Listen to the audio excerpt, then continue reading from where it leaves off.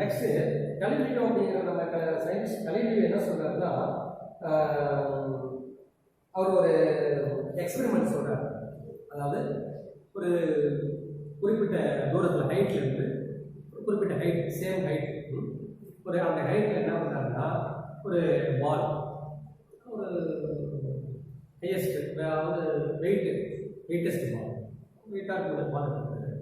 அப்புறம் அந்த இன்னொன்று இந்த கோழி இருக்கு அல்லது ஒரு சாதாரண ஒரு ரொம்ப கோழி இருக்கு வச்சுக்கலாம், ஒரு மெலிசாக இருக்கிறது, வெயிட்லெஸ்ஸில் இருக்கக்கூடிய பொருள் ரெண்டையும் எடுத்துக்கிட்டு என்ன பண்ணுறாரு, ஒரு 10-20 ஹைட்டில் இருந்து என்ன பண்ணுறாரு, மேலே இருந்து அப்படியே கீழே போடுறாரு. ரெண்டையும் ஒரே சேம் டைமில் சேம் ஹைட்டில் இருந்து எல்லாரும் போடும்போது கிராவிடேஷன் ஃபோர்ஸ்னால கீழே போகுது. இதில் என்ன நடக்கும்? என்ன நடக்கும் சொல்லுங்க.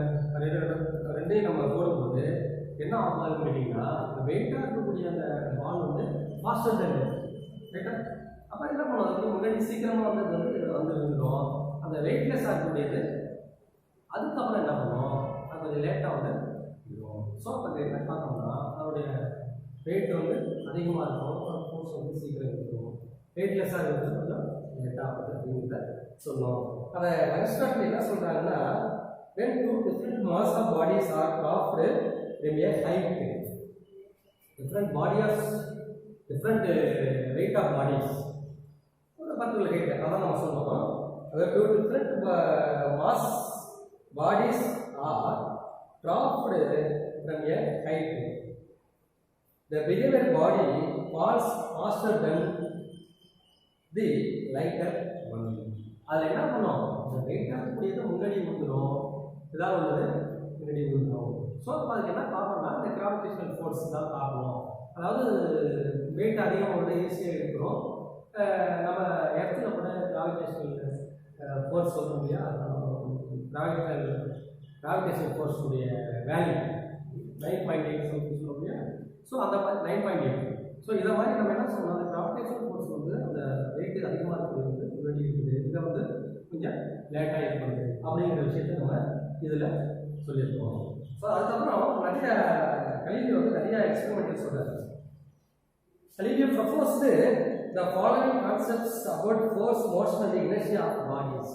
இதில் நிறைய அந்த ஃபோர்ஸுக்கு, மோஷன், இனர்ஷியா. ஃபோர்ஸ்னால் தெரிய விசை உனக்கு, மோஷன் அப்படின்னா இயக்கம். அதுக்கப்புறம் நம்ம என்ன சொல்லணும், எனர்ஜி அப்படின்னா நிலைமம். எனர்ஜியான நம்ம என்ன சொல்லுவோம், நிலைமம் அப்படின்னு சொல்லுவோம். ஸோ இப்போ இதை வந்து நம்ம நிறைய எக்ஸாம்பிளோட சொல்லுவோம். ஜென்ரலாக நம்ம என்ன பண்ணுவோம், ஒரு வெயிட்டான பால், ஒரு லைட்லெஸ் பால் இருக்குது, நம்ம மேலே சேம் ஹைட்டில் இருந்து ஒரு பர்டிகுலர் டிஸ்டன்ஸில் இருந்து நம்ம பண்ணுறோம், அது வந்து வெயிட்டாக வந்து முன்னாடி வந்து வெயிட்லெஸ் இருக்குது, அது நம்ம ஜென்ரலாக பார்க்குறோம். ஸோ இப்போ அவங்க என்ன சொல்கிறாங்க, நம்ம இந்த கலிலியோ அப்படிங்கிறவர் ஃபோர்ஸு, மோஷன், இனர்ஷியா அப்படிங்கிறது முன்னுக்கு உங்களுக்கு தனித்தனியாக நமக்கு எக்ஸாம்பிள் சொல்கிறாங்க. இப்போ இதில் பார்த்தீங்கன்னா, அதாவது இந்த natural state of all earthly bodies, the natural state of earthly bodies is either the state of rest or the state of uniform motion. அதாவது என்னன்னா, ரெஸ்டில் உள்ள பொருள் அது ரெஸ்டில் தான் இருக்குது, அதை நம்ம ஒன்றும் இது பண்ண முடியாது. ஓகேவா, அது எந்த விதமான ஃபோர்ஸ் கொடுப்பது. Natural state of all earthly bodies is the state of rest of the state of uniform motion. So அப்போ என்னன்னா, ரெஸ்டில் உள்ள பொருள் வந்து நம்ம எந்த அது பாட்டி ரெஸ்ட்லேயே இருந்துருக்கும், ஏன்னா நமக்கு எத்தனை நாள் இது கொடுக்கல அது. ஸோ அது பாட்டு அதை இருந்துருக்கணும். ஃபார் எக்ஸாம்பிள் நம்ம ஒரு டேபிள் போட்டுருக்கோம், அது பாட்டு அது இருந்துகிட்டே இருக்கும். ஸோ அதை நம்ம எந்த டிஸ்டர்ப் பண்ணலாம், அது படியே இருக்கும். ஸோ அதை சொல்லலாம். அடுத்தது second, a body in motion will continues to be in the same state of motion as long as no external force is applied. என்ன சொல்கிறாங்கன்னா, பொருள் வந்து தானே இயங்கிட்டு இருக்கு, போயிட்டு இருக்கு அப்படின்னாக்கா, அதுக்கு நம்ம எக்ஸ்டர்னல் ஃபோர்ஸ் கொடுத்தா வரைக்கும் என்ன பண்ணிட்டு இருக்காது, அது பாட்டு போயிடும். ஸோ அதான் சொல்கிறாங்க, a body in motion will continue to be in the same state of motion as long as no external force is applied. So அப்போ என்ன பண்ணுவது, அந்த இயக்கமான ரொம்ப நம்மளுக்கே நம்ம எக்ஸ்டர்னல் ஃபோர்ஸ் கொடுத்து அதை ஆக்ட் பண்ண வரைக்கும். இப்போ ஃபார் எக்ஸாம்பிள் நம்ம ஒரு பால் ஊற்றி விடுறோம் தரையில், நல்ல டைல்ஸ் தரையில், அது பாட்டு நம்ம விட்டுருக்கோம் என்ன பண்ணிட்டு இருக்கோம் வளர்ந்து அது பாட்டு போயிட்டே இருக்கும். மற்றொரு தூரம் வரைக்கும் போயிட்டே இருக்கும். ஒரு குறிப்பிட்ட டிஸ்டன்ஸ் போனதுக்கப்புறம் ஏதோ ஒரு செவத்தில் போய் மோதணும் அல்லது நம்ம ஏதாவது கோர்ஸ் கொடுத்து நிப்பாட்டாத வரைக்கும் என்ன பண்ணிட்டு இருந்தோம் பட்டு ஓடிக்கிட்டே இருக்கும். ஸோ அதை நம்ம சொல்லலாம். Third one, when a force is applied on bodies that resist any change in the state, this property of bodies is called inertia. Inertia அப்படின்னு சொல்லுவாங்க. Inertia அப்படின்னா என்ன சொல்றது அப்படின்னா, inertia வந்து the inherent property of your body, the inherent property of your body to resist any change in its state of rest or the state of uniform motion unless it is influenced upon by an external unbalanced force. So இப்போ என்ன சொல்லணும்னா அதை தான் கொஞ்சம் சொல்லணும். அதாவது inertia அப்படிங்கிற என்ன சொல்லுவோம், அதாவது நம்ம வந்து இப்போ ஒரு அது தமிழில் நம்ம சொல்லணும் அப்படின்னா அவங்க தன்னுடைய நிலை மாற்றத்தை எதிர்க்கக்கூடிய பண்புகள். சிம்பிளாக சொல்லணும், அது ஒரு யூனிஃபார்ம் மோஷனில் ஒரு நேர்கோட்டு திசை வைக்கிறது போயிட்டு அதை வந்து நம்ம வண்டி பார்த்து போயிட்டே இருக்கு. நம்ம அதை என்ன பண்ணுறோம், அப்படியே டேர்ன் பண்ணுறோம். இப்போ உங்களுக்கு நிறைய தெரியும், சாதாரணமாக வந்து நம்ம என்ன பண்ணுவோம், உட்காந்துருக்கோம் பஸ்ஸை மூவ் பண்ணுறாங்க. அப்போ என்ன பண்ணுவோம், நம்ம இந்த பக்கம் என்ன பண்ணுவோம், பின்பக்கம் தள்ளுவோம். ஏன் நம்ம சாதாரணமாக நம்ம ரெஸ்ட்டில் இருந்துட்டோம், ஓய்வு நிலையிலே நம்ம உட்காந்துருக்கோம், ரெஸ்ட்டில் இருந்துட்டோம். திடீர்னு மூவ் ஆகும்போது என்ன ஆகுது, பழைய நிலைக்கு வருது. ரைட்டா? அதே மாதிரி என்ன சொல்லுவாங்க, மூவிங்கில் இருக்கும். மூவிங்கில் என்ன பண்ணுவோம், நம்மளுடைய பொருள் வந்து இயக்கத்தில் இருக்குது. அப்போ வண்டி மூவிங்கில் இருக்கும்போது நம்ம பொருள் அப்படியே இயக்கத்தில் போயிட்டே இருக்குது. டக்குன்னு டிரைவர் என்ன பண்ணுறாரு, உடனே செகண்ட் பிரேக் போடுறாரு. என்ன ஆகும், வண்டி இப்படி நிற்கும். என்ன பண்ணுங்க, முன்பக்கம் இப்படி முன்னாடி பக்கம் அப்படி ஆடிடும். என்ன காரணம், நீ மூவிங்கிலே இருந்து வண்டியில் பழக்கப்பட்ட, அதனால் வண்டி மூவிங்கிலே இருக்குது. பிரேக் போடும்போது என்ன ஆகிடும், உடனே அப்படியே வந்து முன்னாடி பக்கம் அந்த பழைய நிலைக்கு திரும்புது. இதெல்லாம் வந்து ஜென்ரல் நம்ம சொல்லணும். ஆனால் இனர்ஷியா அப்படிங்கிற இனர்ஷியாவில் நம்ம என்ன சொல்லணும் அப்படின்னா, ஒரு குறிப்பிட்ட டைரக்ஷனில் போயிட்டு இருக்கோம், தன்னுடைய நிலை மாற்றத்தை எதிர்க்கக்கூடிய பண்பு அப்படின்னு சொல்லுவோம். ஒரு குறிப்பிட்ட டைரக்ஷனில் போயிட்டு இருக்கோம், ஒரு வளைவு வருது, அந்த வளைவில் நம்ம காரணம் அப்படி திருப்புறோம். என்ன ஆகும், அதாவது நம்ம உடம்பு வந்து இந்த பக்கம் ஒரு மாதிரி இப்படி சாயும். அப்போ அதுக்கு என்ன காரணம்னு கேட்டிங்கன்னா, அந்த பழைய நிலைக்கு இருக்கக்கூடிய மாற்றத்தை வந்து நம்ம தடுத்து வேறு திசையில் இருக்கும்போது அதை வந்து என்ன பண்ணுறது, ரெசிஸ்ட், அதாவது அதை எதிர்க்கக்கூடிய பண்புக்கு தான் நம்ம என்ன பண்ணுவோம், இனர்ஷியா அப்படின்னு சொல்கிறது. ஸோ அப்போ என்ன செய்யலாம்னா, இந்த இனர்ஷியா அப்படிங்கிறத 2 மார்க்ஸில் கேட்கணும். இப்போ இனர்ஷியா நிலையம் என்றால் என்ன அப்படின்னு கேட்குறாங்கன்னா, ஒரு இயங்கி கொண்டு இருக்கக்கூடிய பொருளுடைய நிலை மாற்றத்தை எதிர்க்கக்கூடிய பண்புக்கு நம்ம வந்து இனர்ஷியா அப்படின்னு சொல்லுவோம். ஸோ நம்ம 2 மார்க்ஸில் இங்கிலீஷ் கேட்டு நம்ம என்ன சொல்லணும்னா, the inherent property of your body to resist any change in its state of rest or the state of uniform motion unless it is influenced upon by your external. Previous class la define inertia அப்படினு பார்த்தோம். inertia அப்படினா என்ன, அது நிலைமை என்றால் என்ன அப்படினு பார்த்தோம். நிறைய எக்ஸாம்பிள் பார்த்தோம்னா அதில் the inherent property of the body to resist any change in its state of rest or the state of uniform motion unless it is influenced upon by an external unbalanced force. அதாவது நிலைமம் அப்படின்னா என்ன சொல்றாங்க, தன்னுடைய நிலை மாற்றத்தினை எதிர்க்கக்கூடிய பண்புகள் தான் நம்ம நிலைமம் அப்படின்னு சொல்லுவோம். நிறைய எக்ஸாம்பிள் சொல்லியிருக்கோம் போன கிளாஸில். காரில் போயிட்டு இருக்கும்போது நம்ம அப்படியே ஒரு டேன் பண்ணுறோம் அப்படின்னு கேட்டிங்கன்னா நம்ம உடம்பு வந்து அப்படியே ஒரு பக்கமாக அப்படியே சாய மாதிரி இருக்கும். ஸோ அதுக்கெல்லாம் என்ன காரணம்னு சொல்லணும்னா, நம்ம அதாவது அதனுடைய நிலையை வந்து மாற்றும் போது அதை எதிர்க்க முயல்கிறது, எதிர்க்கும் தன்மை, அதனுடைய நிலை மாற்றத்தை எதிர்க்கும் தன்மை அப்படின்னு நம்ம சொல்லுவோம் தமிழ். ஓகேவா? அதாவது எங்களுடைய திசையை மாற்றும் போது அதை எதிர்க்கும் தன்மை தான் நம்ம என்ன சொல்லுவோம், இனர்ஷியா அப்படின்னு சொல்லுவோம். ஸோ அதெல்லாம் நம்ம சொல்லும்போது the inherent property of the body to resist any change in its state of rest or the state of uniform motion unless it is influenced upon by the unbalanced force.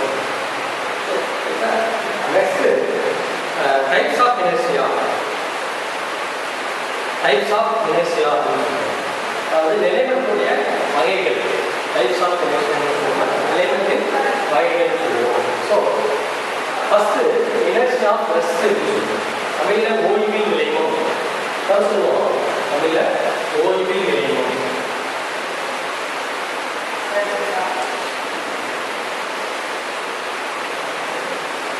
ஓய்வில் விளைவும். Next B வந்து inertia of motion அதாவது இயக்கத்தின் விளைவும்.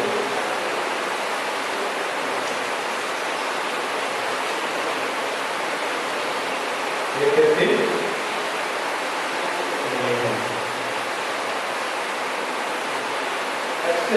inertia of direction திசையில்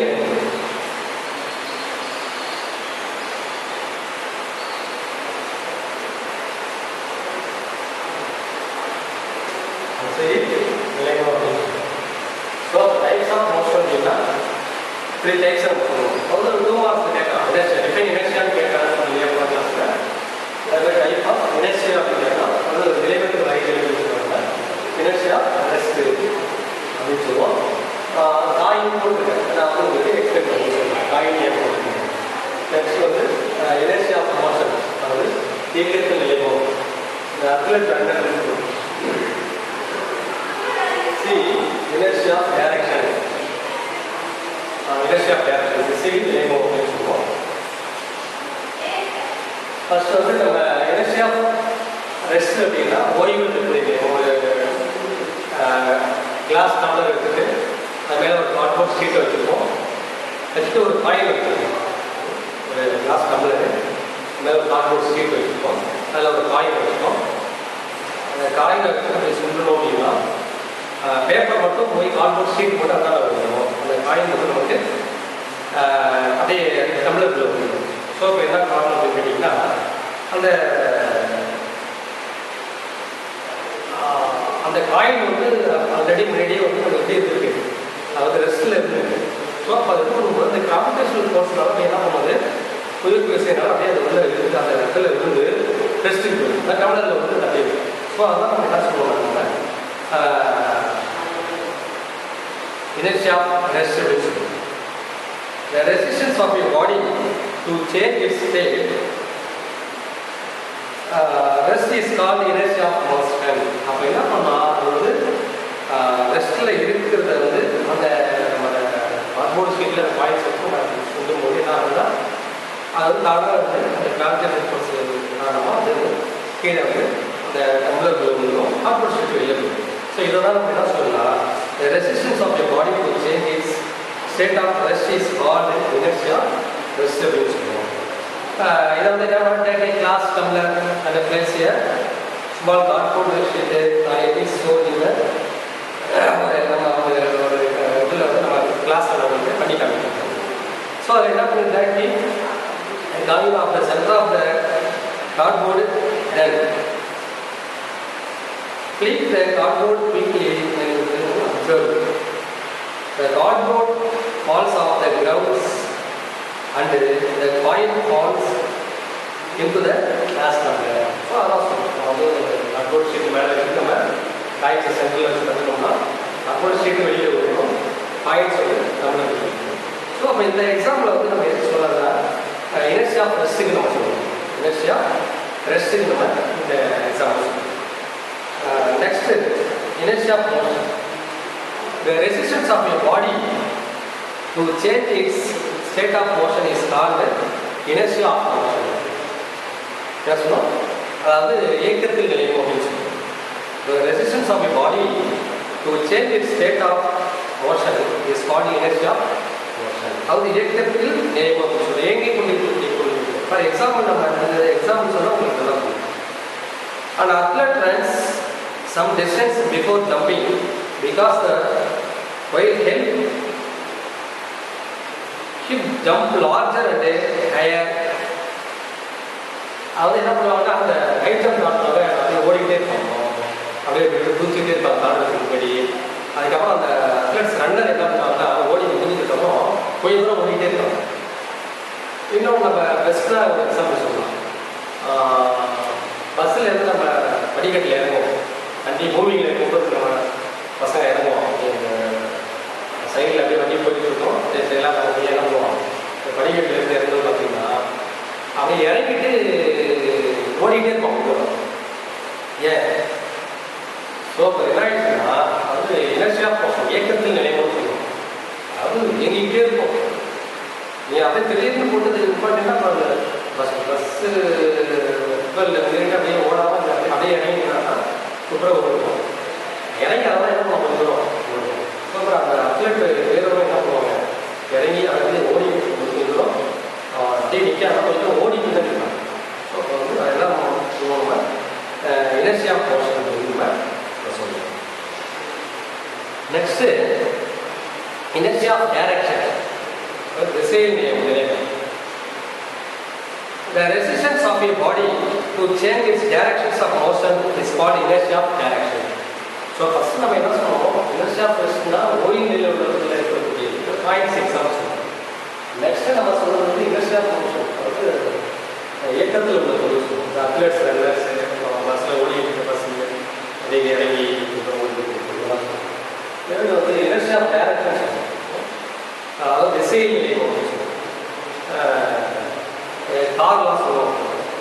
சில காரில் போன கிளாஸே சொல்லுவாங்க, அப்படியே காரில் போயிட்டு இருக்கும்போது ஒரு டைரக்ஷன் வந்து திரும்பணும்னா என்ன ஆகும், நம்மளுடைய உடம்பு வந்து ஒரு மாதிரி இருக்கும், அப்படியே சாய் வழியாக ஸோ அப்போ வந்து நம்மளுடைய டைரக்ஷன் மாற்றும்போது எதிர்த்து அனுப்பிச்சோம். ஸோ அதுதான் நம்ம inertia of direction சொல்லுவோம். The resistance of the body to change in directions of motion is called motion of directions. So இதை வந்து திசையில் நிலைமோ அப்படின்னு நம்ம சொல்லுவோம். ஸோ இப்போ இதை வந்து டைப்ஸ் ஆஃப் இனர்ஷியா வந்து நம்ம 3 சொல்லியிருக்கோம், நம்ம 3 எக்ஸாம்பிள்ஸும் சொல்லியிருக்கோம். ஓகேவா?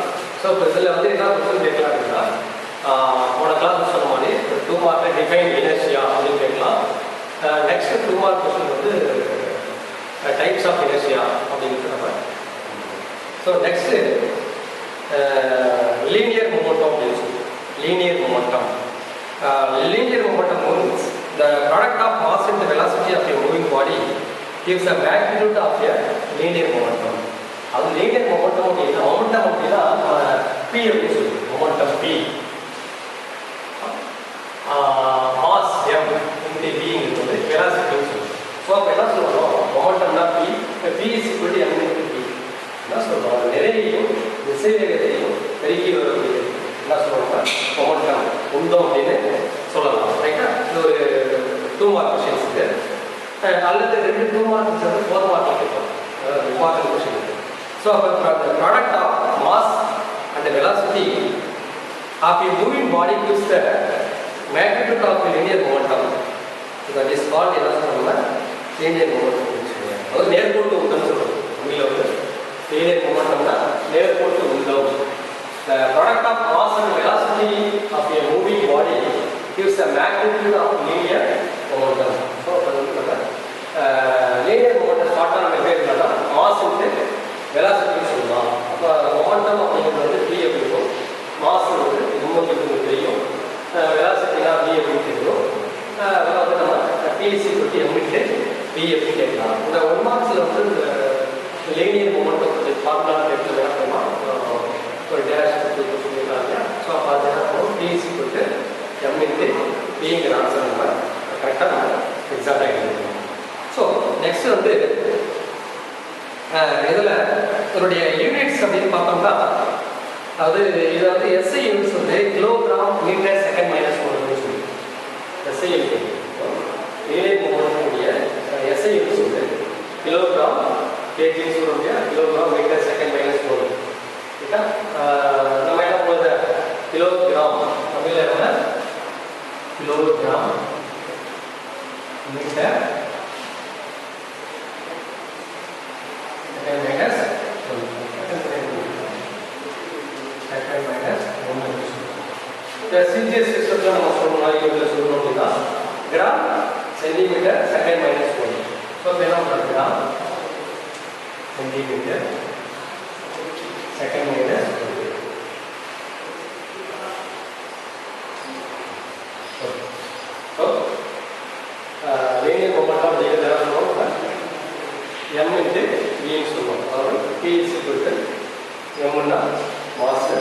இதுதான் வெலாசிட்டி சொல்லுவோம்.